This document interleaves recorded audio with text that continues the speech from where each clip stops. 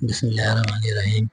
الصلاۃ والسلام علی سید الانبیاء والمرسلین وعلی آلہ وصحبہ اجمعین۔ کیا آپ جانتے ہیں کہ حضرت بلال رضی اللہ عنہ کو اذان کے الفاظ کس نے سکھائے؟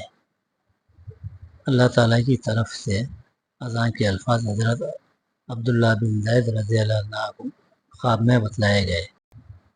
جب حضرت عبداللہ بن زید رضی اللہ عنہ نے حضور اکرم نبی کریم صلی اللہ علیہ وسلم کی خدمت میں حاضر ہو کر جب اپنا خواب بیان کیا، تب آپ صلی اللہ علیہ وسلم نے اس خواب کی تصدیق فرمائی اور آپ صلی اللہ علیہ وسلم نے فرمایا کہ یہ خواب سچا ہے۔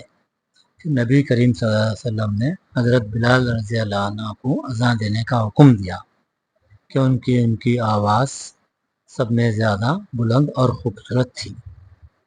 اس طرح اسلامی تاریخ میں سب سے پہلی اذان دینے کا شرف حضرت بلال رضی اللہ عنہ کو حاصل ہوا۔ حضرت عبداللہ بن زید رضی اللہ عنہ نے حضرت بلال رضی اللہ عنہ کو اذان کے کلمات سکھائے جو آپ کو حق تعالیٰ نے خواب میں بتایا تھا۔ اسی طرح اذان کے کلمات سکھانے کا شرف اللہ نے حضرت عبداللہ بن زید رضی اللہ عنہ کو بخشا۔